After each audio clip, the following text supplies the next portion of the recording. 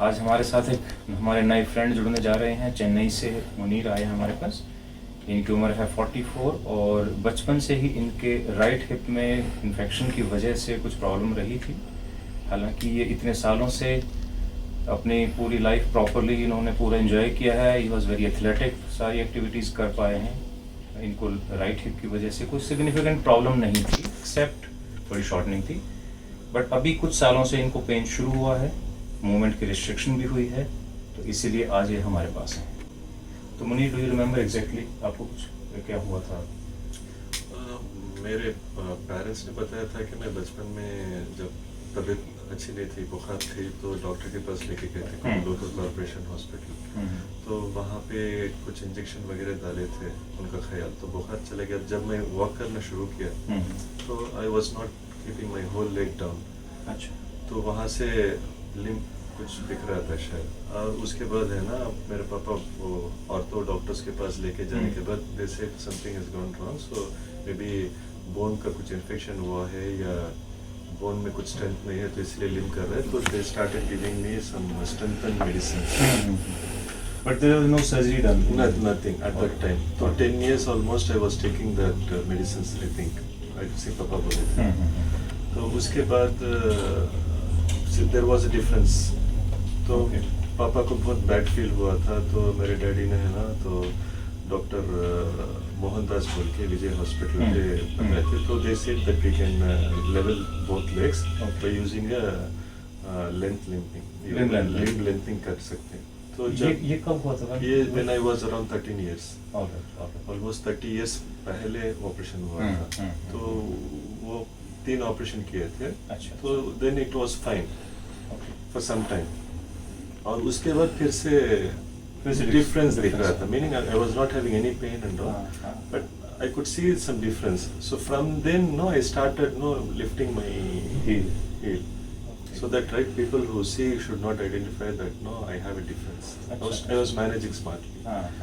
So then when I stay at home, when I stand near the mirror, I used to think why I am becoming still more tall, because it is lessening my right leg length. So obviously my difficulty will increase. Why I am doing it? Why it is happening to me? तो मैं ऐसे परेशान होता था, लेकिन मुझको नहीं पता था कि मेरा राइट हिप ऊपर जा रहा है। तो ऐसे तो अब मैं रिसेंटली 1-2 साल से पेन है। तो मैं till you were 42, yeah, all of your life you were doing everything. I used to know climb 5 stairs, 5 floors का स्टेज चढ़ता था। मेरे भाइयों के साथ हम कंपटीशन वगैरह रखते थे to see who is energetic. तो I used to know do 5 times running 5 floors. Sports activity and सब कुछ कर रहा था। I was the only person at home. I used to do everything. Okay, great. My brothers, friends and all, they will say, see, even he has some issue, see, he is participating and not trying to win everyone. I think the issue was that at 13 your legs were again equal by the limb lengthening procedure, but from 13 to 17 again the legs started growing. Yes. And this leg couldn't grow because there was an issue in the hip. So this couldn't grow as long as the other was growing. So again there was a discrepancy. तो इस तरह से limb length में difference था। एक surgery की गई उसको बराबर करने के लिए, लेकिन अगेन उसमें डिफरेंस आया। बट काफ़ी एक्टिव रहे हैं, कभी कोई इशू नहीं आया है, बहुत अच्छे से इन्होंने मैनेज किया है। बट अब बिकॉज एट सम स्टेज उसमें आर्थराइटिस होती है, और अब एट द एज ऑफ 44 हमारे साथ है मुनीर, और आज हम इनका MIS टेक्निक से ceramic non cemented hip replacement कर रहे हैं। आपकी मेन एक्सपेक्टेशन है पेन जाना चाहिए, number 1, number 2 limb length should be corrected. Anything else? I wanted to live a happy life, because उसीलिए तो 1-4 साल से मैं I don't want to do anything still, like I think मैं तो उम्र हो चुका है, तो let me live with the stick।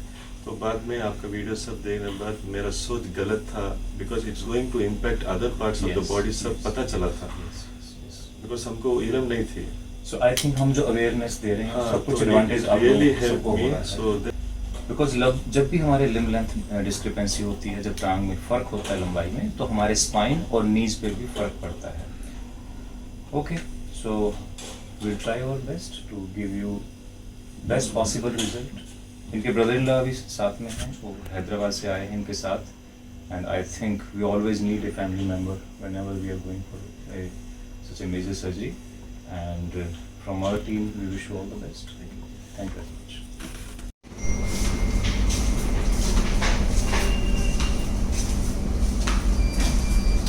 एक बार फिर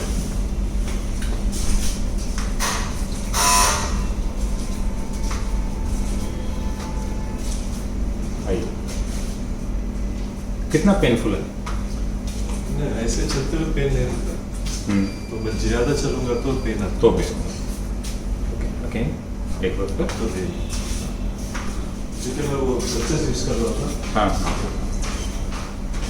घर के अंदर तो नहीं यूज़ करता। ओके।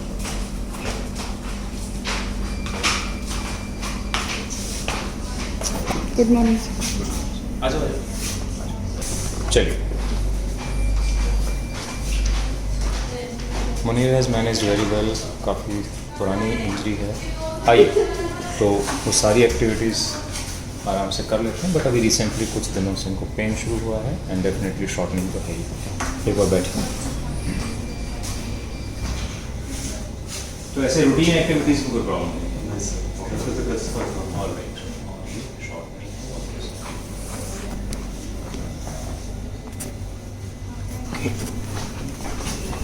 इधर shortening on right side is very obvious, around 3 inches. Alright. तो first thing in examination is limb length. तो इसमें हम देख सकते हैं कि 3 इंच की शॉर्टनिंग है मुनीर को राइट साइड में, जिधर प्रॉब्लम है। मसल बिल्ड में अगर देखें तो अराउंड 50% डिफरेंस है as compared to left thigh. Right thigh में काफ़ी डिफरेंस है।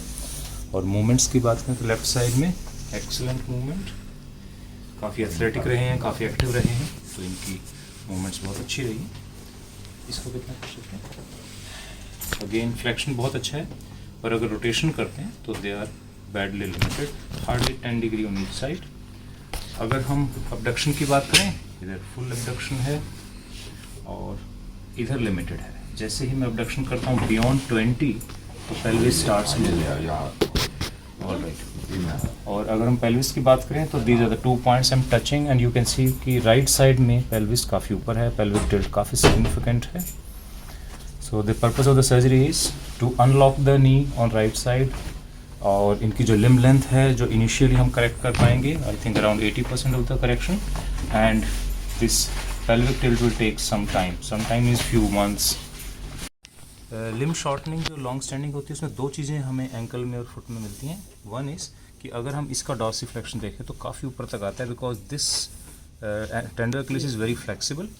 लेकिन अगर राइट साइड में देखेंगे तो ये इतना ऊपर नहीं आ पाएगा, because this is tight, because for many years he is walking mostly on his toes and that's why the length of the tendo Achilles has reduced. दूसरी चीज़ हम देखेंगे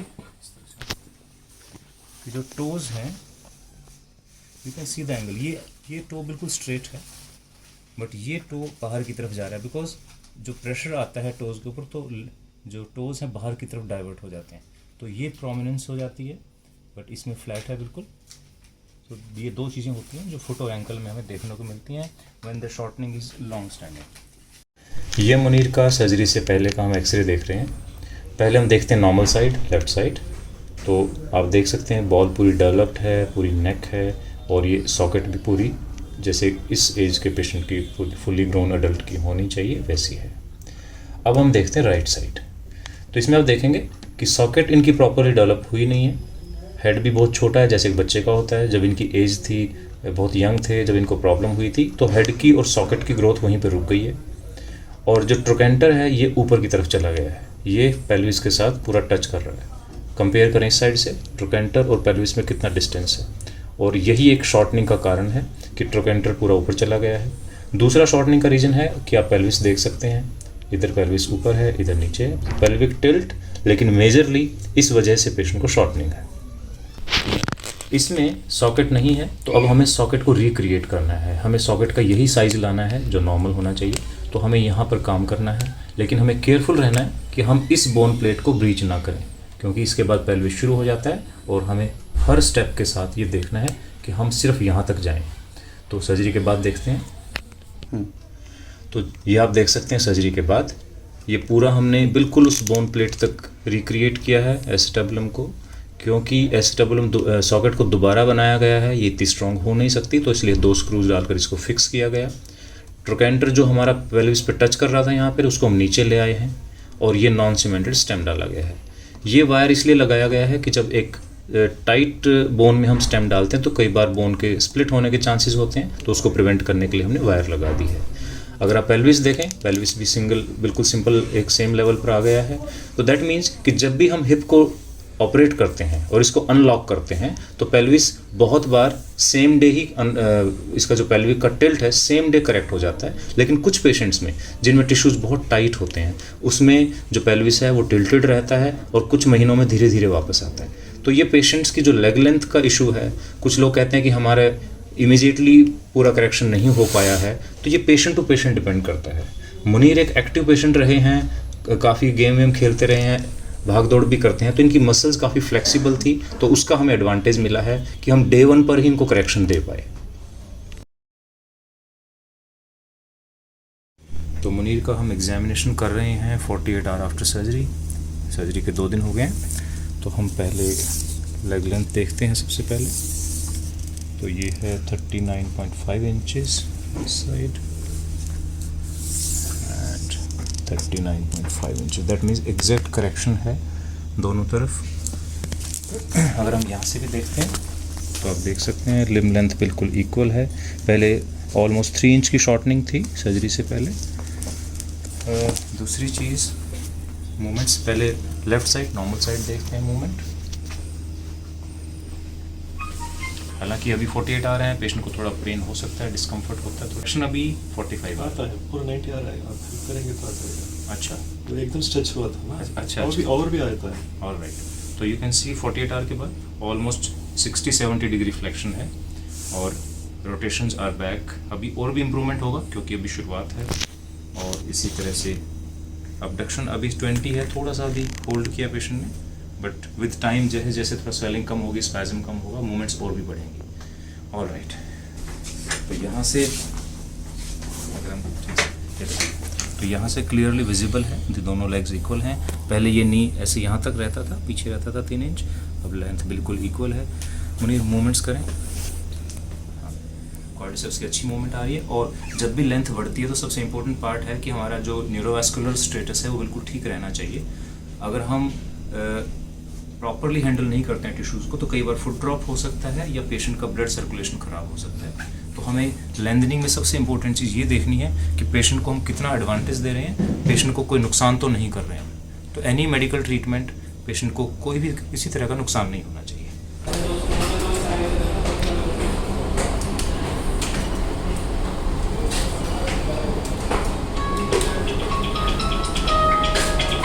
Step forward or should be a baby step? Sorry? The leg should be a baby step or can it keep? हाँ, ये normal रखें but no weight bearing.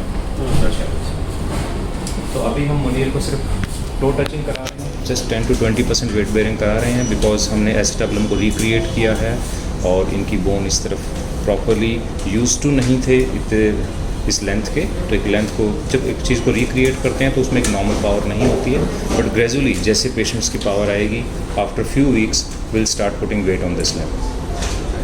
Just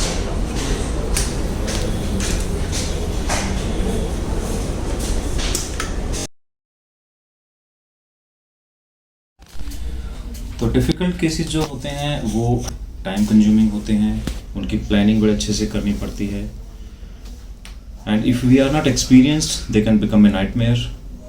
But if you take challenges, they are actually a treat for the surgeon. तो मुनीर का case हमारे लिए ऐसा ही था, काफ़ी डिफ़िकल्ट केस था, काफ़ी चैलेंजिंग था, and not only because of the pathology, but also because patient की expectations काफ़ी हाई रहती हैं यंग पेशेंट्स की।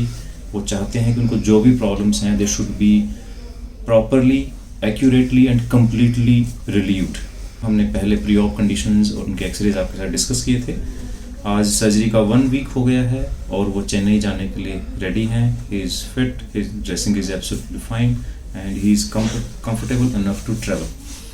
हाँ जी मुनीर, सो you came with lots of questions, apprehension, doubts, which are obvious. हमने आपकी सर्जरी की, so what is your reaction in one line?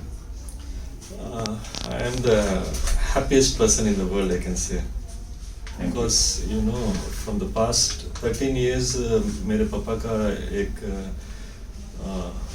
खुशी थी कि मैं भी दूसरे बच्चों के जैसे नॉर्मल चल सकूं, लंगड़ा के नहीं. जी जी. So he did his best, but unfortunately he is not alive now to look me walk. So the moment operation होने के बाद मेरे साले साहब ने बोले कि दोनों पाँव इक्वल हो गए, तो I could not stop my tears. अभी भी रोना आ रहा है मुझको. So that was my biggest expectations, and rest of the things, everything painless है, तो I am happy. So one line. So I actually Googled almost 1.5 year reaching here. Still after reaching here also I was in the dilemma, 90-80% dilemma. ऐसे करूँ ना करूँ. उसके बाद वो तो फिर भी अल्लाह के मदद से there was totally obstructions everywhere. Wherever I went, people said no, you have gone mad. I said it is my life. The way he explains, I can. वो मुझको पता चल रहा है कि is going to fulfill and going to give extra benefit to me. तो लेकिन मेरे घर पे भी कोई भी मानने के लिए तैयार नहीं थे. तो आप उनके अगेंस्ट हो गया है? सबको अगेंस्ट करके आया था मैं. क्योंकि because if something is going to be suffering means it's going to be me. Yes. दूसरे लोग को, मेरे भाई को बोलता हूँ, सबको बोलता हूँ, they are doing it, but even they have been occupied with other activities. They did their best. Your brother is a surgeon too. Yeah, he's मेरे friend को my brother बोलता हूँ, because from the childhood we are together. तो ऐसे everyone did their best, but over to that I dedicated myself, and sometimes my anxiety level तो अब भी हो चुका था. क्या हो रहा है? Everyone were against and nobody was supporting me to take a call to Delhi.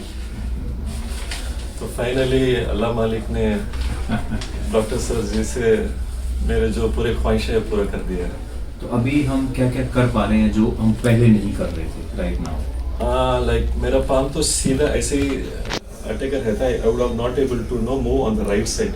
Now it's almost going almost 1 meter. Abduction जो abduction हो रहा है. और दूसरा तो मैं कर पा रहा था, तो ये पेन वगैरह नहीं है. Yes, I remember. So I think it was a difficult decision for Munir to get the surgery done. Means it's not only the selection of the surgeon, also there was doubt about the result. कि क्या होगा, exactly होगा कि नहीं होगा. Because nobody was giving me the concrete details. Everyone is saying no, this cannot happen. Nobody can make your legs equal. It's almost 3 inch. Nobody can change the nature. It's an artificial implant which is going to be inside, and in ever you cannot sit down. You cannot perform namaz on the floor. You cannot use Indian toilet. That was the biggest thing. I was sick behind. Now again coming to the same point, till now we are treating most of the rural patients who actually need to sit on ground. But still, even if we are urban people, we are in cars and offices and sitting and working, but still sometimes, either for religious reasons or social reasons, we need to sit down on ground. For Asian population, it is must. That's why MIS technique is important for us. तो मुनीर का जो decision है हमसे surgery कराने का, I am very thankful. It's a big compliment that he came to us all the way very well. तो मुनीर का जो लेग लेंथ है वो बिल्कुल इक्वल है. हालांकि हमने अभी वजन डलवाना शुरू नहीं किया है because it's a new construct. Basically we are actually going against the nature as you told, but we are allowing the nature to take its time so that the muscles, the nerves and vessels, they take the same length and we don't disturb the healing thing. तो 6 से 8 हफ्ते, कई बार 3 महीने तक लग जाते हैं पूरे प्रोसेस में. वो हमें पेशेंट के एग्जामिनेशन से, पेशेंट के एक्सरे से और पेशेंट का पेन लेवल कितना है, उन सब चीज़ों को देखकर ही हम डिसाइड करते हैं when to start full weight bearing. तो अब हम मुनीर को 2.5 months के बाद फिर कॉल करेंगे फॉर ए फॉलोअप. अभी फिर हम एक एक्सरे करेंगे, एग्जामिन करेंगे next time, and then will decide how to go forward. Wish you all the best. Thank you. And I hope that you do very well. Not only this is over, in your future, whatever endeavor that you are thinking about, all the best. Thank you.